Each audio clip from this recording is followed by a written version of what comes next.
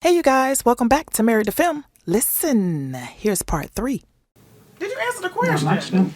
My dad, our dad, he was the personification of good. I'm not sure he could even see sin in any form. He was born without the gene. He ran a little corner store in Cicero. Cigarettes behind the counter, penny candy. Nothing special, but it kept food on the table. He knew everybody's name, what was going on in their lives. Before that, he'd worked for a lot of people over the years, and his dream was to be his own boss. He put everything he had into that place. I was away at college when he put Jimmy to work there. Jimmy grew up in that store, watching our father. But Dad was not the world's greatest businessman, and eventually he ran into money troubles. I had a clerkship at the time, but I came home to help him get his books in order, set the ship straight. Now, I'm no accountant, but I discovered $14,000 was just gone. Vanished over the years. Turns out Jimmy had pilfered it in dribs and drabs. Just took it out of the till. My dad wouldn't hear it. Nope. Not his Jimmy. He ended up having to sell. 6 months later, he was dead. At the funeral, no one cried harder than Jimmy. My brother is not a bad person. He has a good heart. He can't help himself. This aluminum soup is getting on my nerves. And everyone's left picking up the pieces. Is there any coffee left? Oh my God. No. Yes. Right. I'll talk to Howard. Pour a little oil on troubled waters. You're being wasted down in dock review. Good job with Mesa Verde. What was this? Oh, but he pulled up his pants real good. Mind if I join you? Hi. What can I get you? Coffee, black. Come right up. It's the uncle. It sure is. They really did a number on you.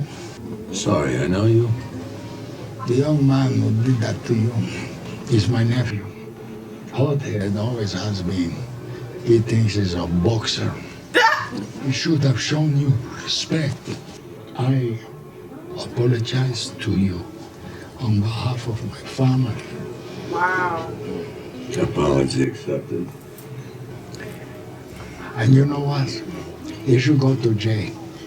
Best thing for him, teach him respect for his elders. Uh-oh. But not for 8 years. Less. Much less. You see what I'm getting at? Not really.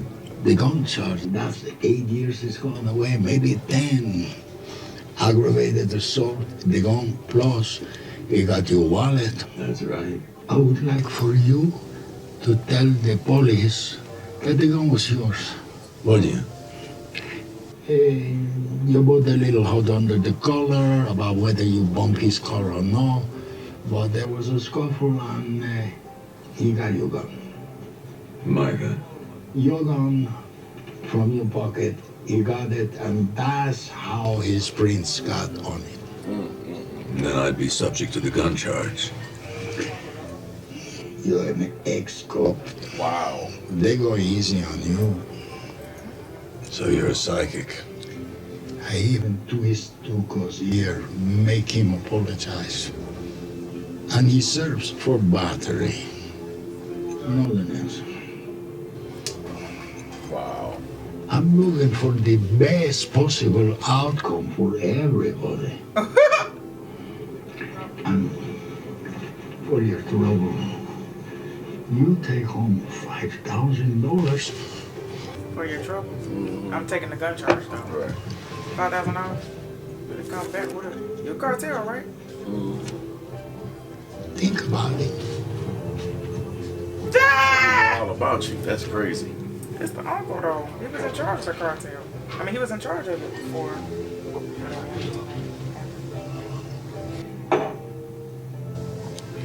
Mike's the cause of whatever happened to him.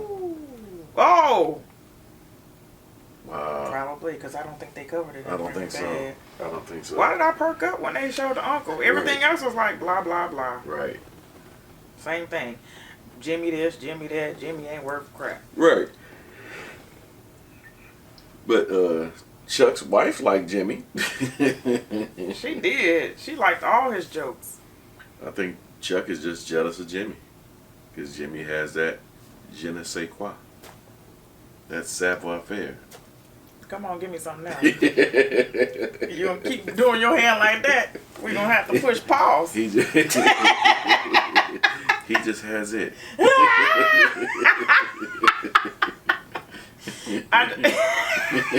He got it. He got it. Right, the it factor, he just has it. Yeah.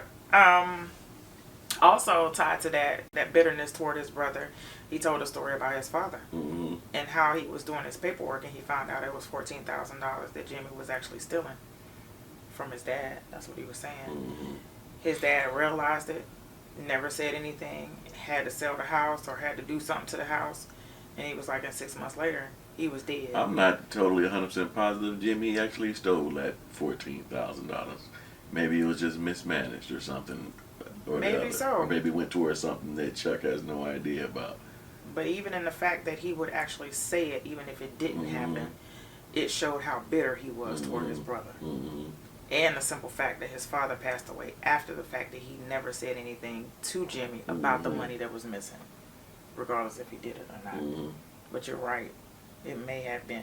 But one thing that I'm seeing about Jimmy's character, which I'm not a fan of, is that he never apologizes. He didn't apologize to Kim. He just kept showing up and kept calling her. He never apologized to her. He never said he was sorry.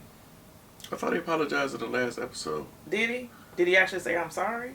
I think so. And yeah, I think so. Like and then he was talking, Okay. And then he was talking about how, he would quit so that she could get her job back. Yeah. Maybe he did. Maybe I missed it. But even in that apology, he still kept coming toward her. He still kept coming at her. And she said that she doesn't want to be his friend right now. But Howard did her dirty.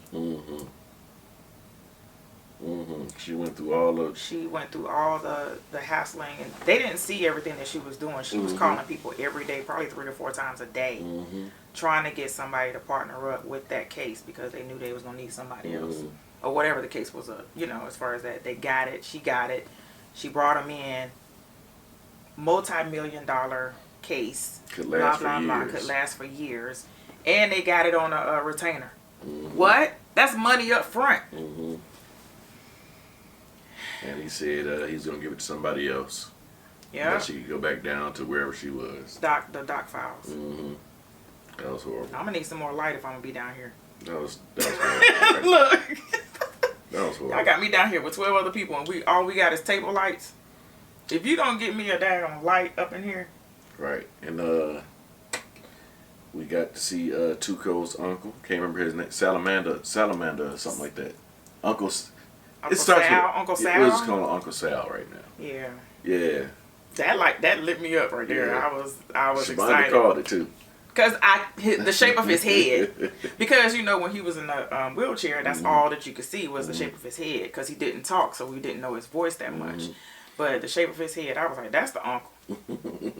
Even the way he was walking. When he pulled his pants up, it was blurred in the background. I said, that is somebody from Breaking Bad. Mike so to take a gun charge, and so Tuco could get off. He gonna give him $5,000 for his trouble, man. His uncle was, and Mike was pissed. And he knows that Mike is an ex-cop, so he been doing some background work. But he's only gonna give him $5,000 for that gun charge. Man. You gotta give me some millions, because I know you're good for it. Come up off them, as DMX said, come up off that green. Right.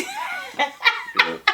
So that's pretty much off that episode. Glad we got to meet Chuck's wife, so we find out what happened to her and what happened to him. Yeah. So yeah. You got anything else? No, that's it. Right? All right. Let us know what you guys thought of that one. We'll see y'all next time. We love y'all. Love you guys. Bye. Bye. Hey, wake up.